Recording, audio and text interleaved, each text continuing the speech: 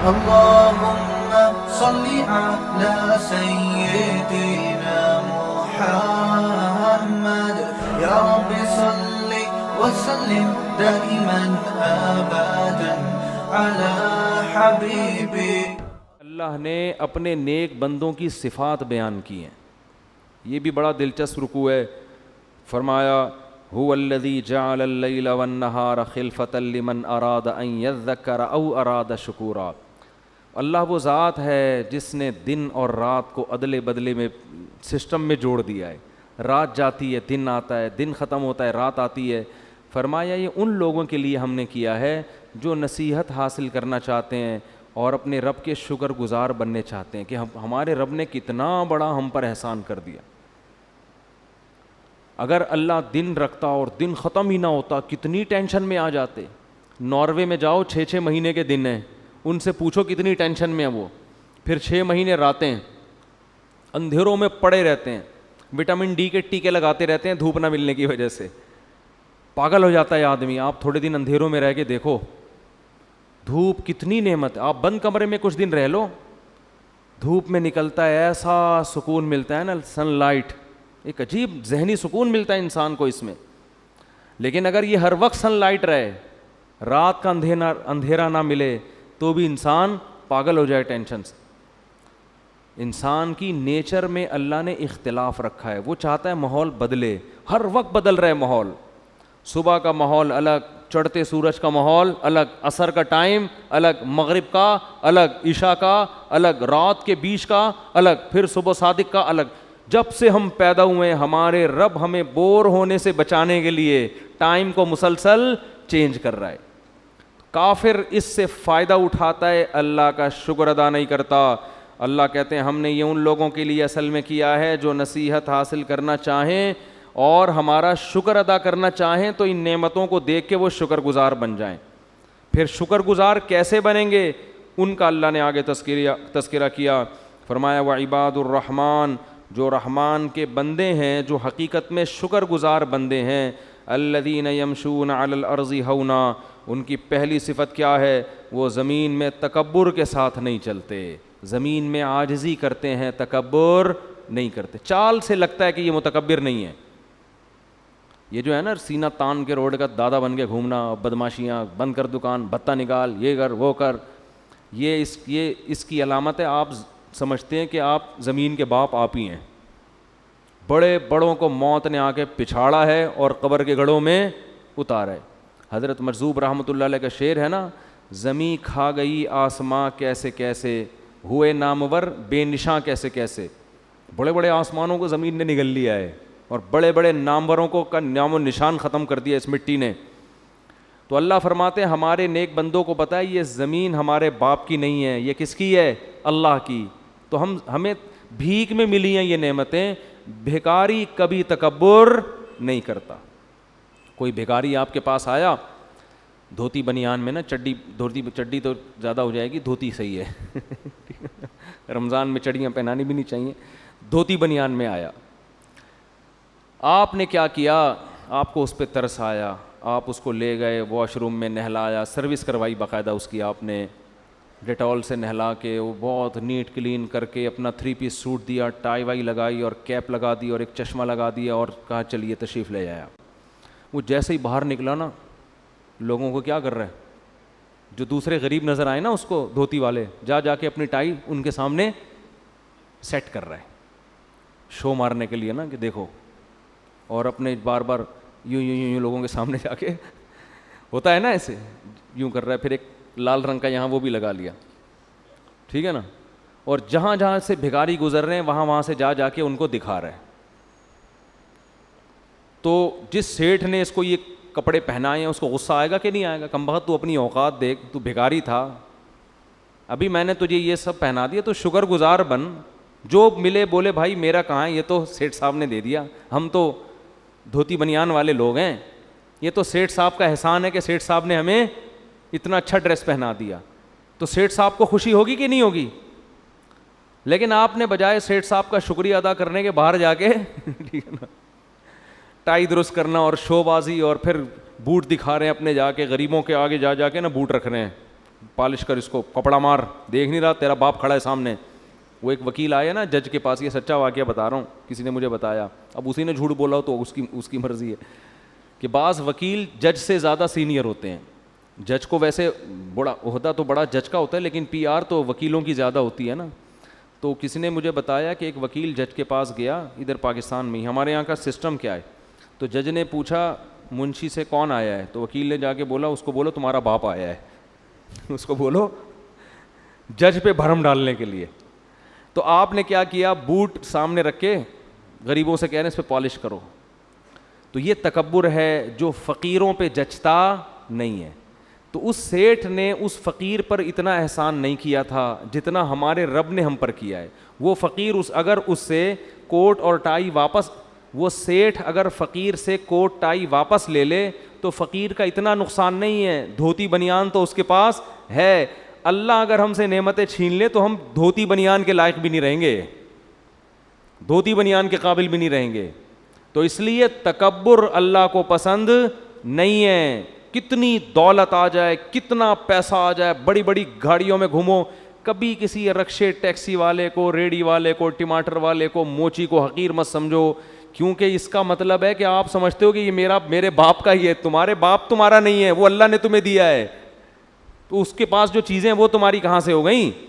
بہت گندی. اور تکبر ہمیشہ احمق اور بے وقوف کرتا ہے, عقل مند کبھی تکبر نہیں کرتا.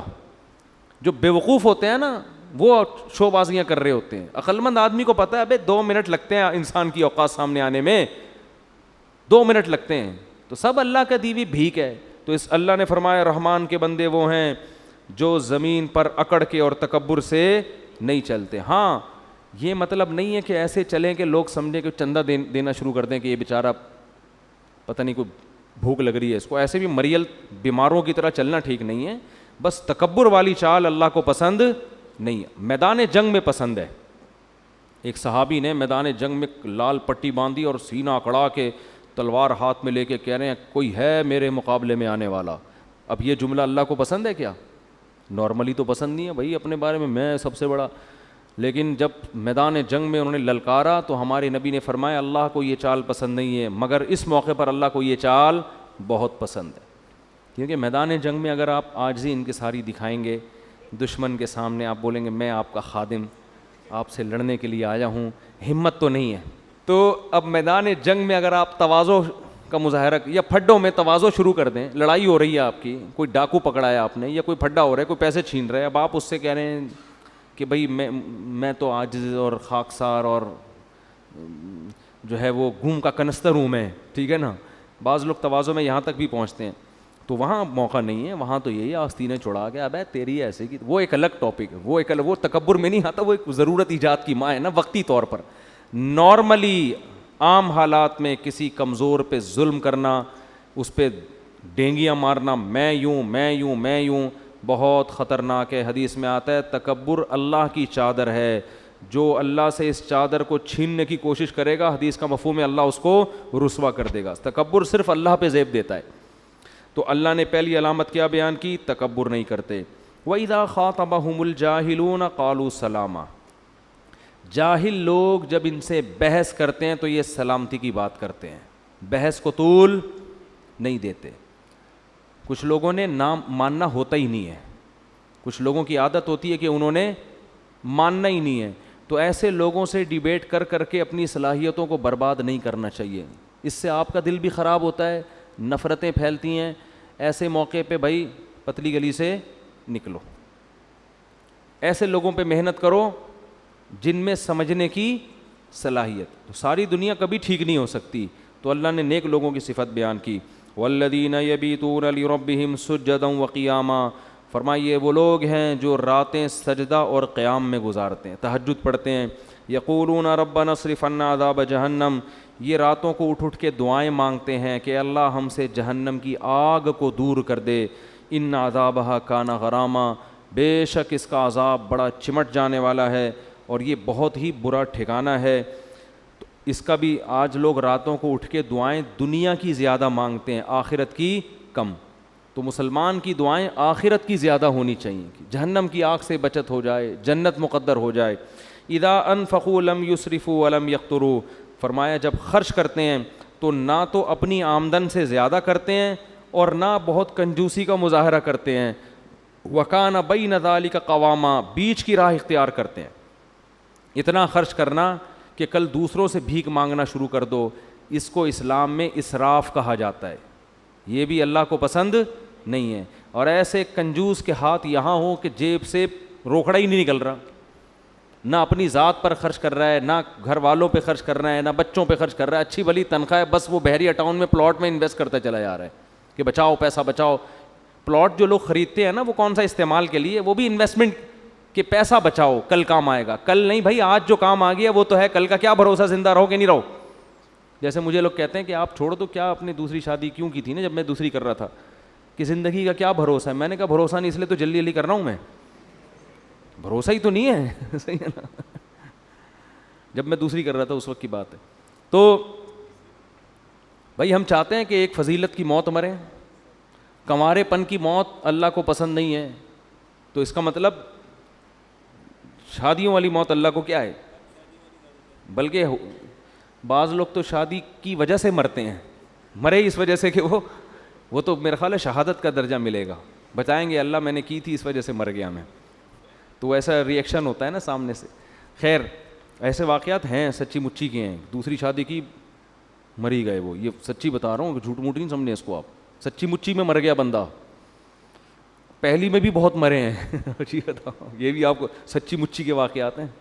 تو خیر, تو خرچ کرے انسان, خرچ کرے آخرت کے لیے. کیا کرے, انویسٹ. یہ جو کہتے ہیں نا روپیہ بچاؤ کل کام آئے گا, او بھائی کل کا کوئی بھروسہ نہیں ہے. ابھی جوانی ہے, کھاؤ پیو, کھلاؤ بھی کھاؤ بھی, کل کا کیا پتہ. اور اگر کل کام لانا ہے تو کل وہ جو واقعی کل ہے, جو فیوچر ہے, جو قبر کے بعد کی زندگی ہے, اس کے لیے بچا کے رکھو. امی عائشہ, حضرت بریرہ تھیں, حضرت عائشہ تھیں رضی اللہ عنہ, نبی گھر میں آئے, فرمایا کھانے کو ہے, تو انہوں نے فرمایا کہ یا رسول اللہ کچھ گوشت آیا تھا, سری وری آئی تھی, میں نے صدقہ کر دیا, تھوڑا سا بچا ہے. فرمایا جو کر دیا نا صدقہ وہ بچ گیا ہے, یہ تو ختم ہو جائے گا. تو بچا ہوا تو وہ ہے, یہ تھوڑی بچا, یہ تو بھی ختم ہو جائے گا. تو ہم کہتے ہیں جو خرچ کر دیا وہ فنا ہو گیا. نہ, جو اللہ کے لیے خرچ کر دیا اصل میں وہی بچا ہے. آپ کا مال صرف وہی ہے, باقی تو سب ختم, فنش. اور جو کھا نہیں رہے وہ تو ویسے ہی کسی کے کام کا نہیں, وہ تو آپ کے ورثہ کے کام آئے گا. وہ بھی کم بختوں کے جب کام آئے گا جب کھائیں گے, ورنہ وہ اپنی اولاد کا سوچ کے بچانے لگے تو ان کے کام بھی نہیں آئے گا. پھر ان کی اولاد بھی یہ سوچ کے نہیں کھائے گی کہ ہماری اولاد کا. تو قیامت تک جو آخری انسان ہوگا نا, وہ اس چکر میں شاید کھا لے کہ میں آخری آدمی آیا ہوں اب میں تو کھا لوں, لیکن وہ بھی نہیں کھائے گا کیونکہ اس کو تھوڑی پتہ ہوگا کہ میں لاسٹ میں پیدا ہوا ہوں. اس کو قیامت تو اچانک آئے گی نا, وہ بھی کم بخت نہیں کھائے گا اس چکر میں کہ میں اپنے بچوں کو کھلاؤں گا. تو خود پتہ نہیں کب کھائے گا, کون کھائے گا. بچے 2 ہاتھ 2 ٹانگیں لے کے پیدا ہوئے ہیں, ان کو بھی خود کچھ کرنے دو اپنے ہاتھوں سے. اتنا زیادہ ٹینشن بچوں کی نہ لو. خیر اللہ نے فرمایا ہمارے نیک لوگ نہ کنجوس ہوتے ہیں اور نہ حد سے تجاوز کرتے ہیں. والذین لا یدعون مع اللہ الہا آخر, بڑا مزہ آتا ہے یہ آیت پڑھنے میں. فرمایا ہمارے نیک بندے اللہ کے ساتھ کسی اور کو نہیں پکارتے. اسلام کا جو حسن ہے نا سب سے زیادہ وہ توحید میں ہے, ایک بس ایک. یہ نہیں کہا کہ اللہ کے سوا کسی کو نہیں پکارتے, نا نا نا نا, لا یدعون, نہیں پکارتے, مع اللہ, اللہ کے ساتھ کسی اور کو. ہم دعاؤں میں صرف کس کو پکارتے ہیں, اللہ کو. اسی کا اللہ کو واسطہ دیتے ہیں کہ اللہ ہم نے تو یہ ہاتھ آج تک کسی کے سامنے نہیں اٹھایا. کوئی گناہ ہو جائے یہی واسطہ دے کے توبہ کرو, اللہ کسی اور کے در پہ نہیں جا رہا. تو یہ اللہ کو بہت پسند ہے یہ عادت. ولا یقتلون النفس التي حرم اللہ, جس نفس کے قتل کو اللہ نے حرام کر دیا, جس انسانی جان کے قتل کو, اس انسانی جان کو یہ قتل نہیں کرتے, یعنی ناحق قتل نہیں کرتے. ولا یزنون, فرمایا اور زنا نہیں کرتے. ومن یفعل ذلک یلقى اثاما, جو بھی یہ کام کرے گا قتل نفس یا زنا, جو بھی یہ کام کرے گا یلقى اثاما, وہ بہت بڑے گناہ سے ملے گا. اپنے سر پہ قیامت کا دن بہت بڑا بوجھ لے کے آئے گا. یضاعف له العذاب, اس کو بہت سخت عذاب دیا جائے گا قیامت کے دن, اور اس میں ذلیل ہو کر پڑا رہے گا. الا من تابا, ہاں جو موت سے پہلے توبہ کر لے. کیسی خوشخبری دی, کیسی امید دلائی. پہلے اللہ نے اتنے بڑے عذاب کی دھمکی دی جو زنا یا قتل کر لے, بہت سخت عذاب ہے. فرمایا الا من تابا, ہاں جو توبہ کر لے, آمنا غیر مسلم ہے تو ایمان لے آئے, وعمل صالحا آئندہ کے لیے اپنی زندگی درست کر لے. فاولئک یبدل اللہ سیئاتہم حسنات, ان کی برائیوں کو اللہ نیکیوں سے تبدیل کر دے گا. وکان اللہ غفورا رحیما. سوال پیدا ہوتا ہے اللہ تو نے اتنا بڑا آپشن کیوں دے دیا, اتنا بڑا اس نے جرم کیا تھا, توبہ کا دروازہ تو نے کیوں کھول دیا بھائی, اب وہ معذرت کر رہا ہے, رو رہا ہے تیرے سامنے, تو کیوں معاف کر رہا ہے, جرم پہ کچھ تو سزا ملنی چاہیے.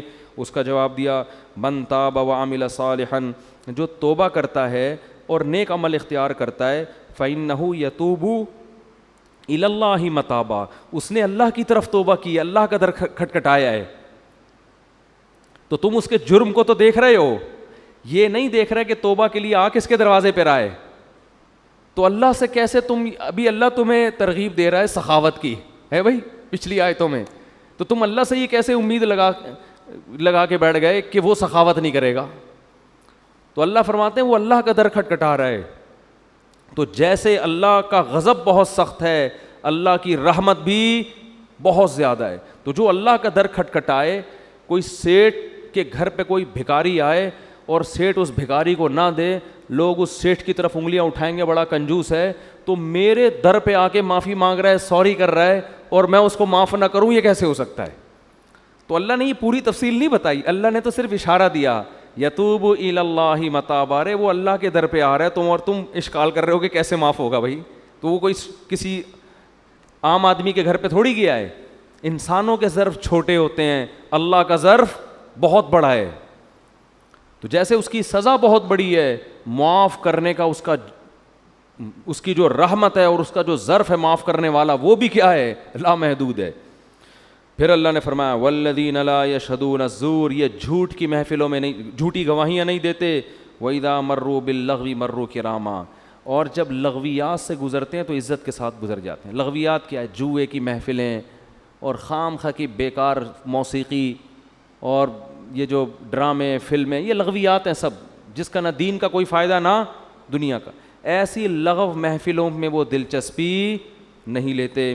والذین اذا ذکروا بآیات ربہم, جب ان کو رب کی آیات تلاوت کی جاتی ہیں تو اندھے بہرے ہو کے نہیں گزرتے, اسے سنتے ہیں کہ ہمارا رب ہم سے کیا کہہ رہا ہے.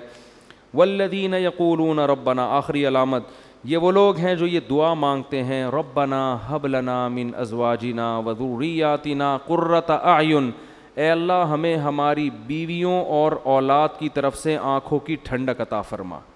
وجعلنا للمتقین اماما, اور ہمیں پرہیزگار لوگوں کا امام بنا. اس آیت کا کیا مطلب ہے؟ پرہیزگار کا امام کا مطلب یہ نہیں کہ اگلے الیکشن میں ہی جیت جاؤں تاکہ میں ان سب لوگوں کا امام بن جاؤں. مطلب یہ ہے کہ ہر شخص کسی نہ کسی کا امام, مقتدا اور لیڈر ہوتا ہے. مرد اپنے گھر میں سربراہ ہوتا ہے, وہ لیڈر ہے, وہ سربراہ ہے بیوی اور بچوں کا. عورت سربراہ کس کی ہوتی ہے؟ اپنے بچوں کی. تو اے اللہ ہمارے ماتحتوں کو نیک بنا دے تاکہ ہم سربراہ کس کے بنیں؟ نیک لوگوں کے. یعنی ہمارے ماتحت جو بھی ہو, چاہے کوئی کمپنی میں آپ جاب کمپنی آپ مالک ہیں, کہیں بھی آفیسر ہیں, کچھ بھی کوئی بھی رینک, آپ فوجی ہیں, آپ کے ماتحت فوجی ہیں, آپ کوئی آفیسر ہیں, تو ہمارے ماتحت لوگوں کو کیا بنا دے؟ نیک پرہیزگار بنا دے, تاکہ قیامت میں ہم فخر کر سکیں کہ ہمارے ماتحت نیک لوگ تھے. اور ہمیں بیوی بچوں کی طرف سے آنکھوں کی ٹھنڈک, اس کا مطلب بھی یہی ہے کہ ان کو اتنا نیک بنا دے, پرہیزگار بنا دے کہ ان کی نیکی کو دیکھ کر ہماری آنکھیں ٹھنڈی ہوا کریں. مفتی طارق مسعود صاحب کے بیانات سننے کے لیے youtube.com/مفتی طارق مسعود کو سبسکرائب کریں, اور اگر آپ لائیو ویڈیو کو کبھی بھی مس نہیں کرنا چاہتے ہیں تو سبسکرائب کرنے کے بعد بیل آئیکن پہ کلک کرنا مت بھولیں. جزاک اللہ.